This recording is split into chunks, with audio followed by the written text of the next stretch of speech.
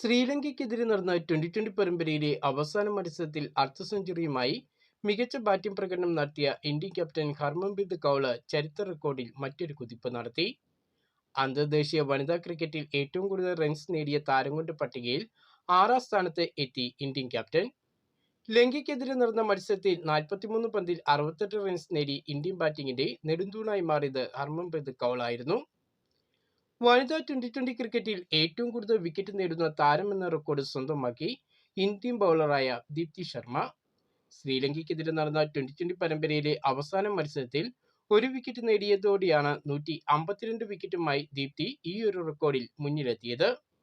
Australian bowler Megan ഷൂട്ടിന്റെ റെക്കോർഡിനെയാണ് ദീപ്തി ശർമ്മ കാര്യവട്ടത്ത് തകർത്തത്. ഇന്ത്യൻ വനിതാ ദേശീയ ടീമിൽ അരങ്ങേറ്റം കുറിച്ചു കൗമാര താരമായ കമലിനി.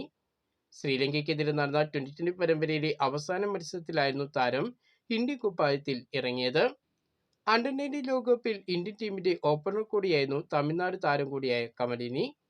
സ്മൃതി മന്ദാനയ്ക്ക് പകരമായി ഓപ്പണറായിട്ടായിരുന്നു താരത്തിന്റെ ഇന്ത്യൻ ടീമിലെ അരങ്ങേറ്റം.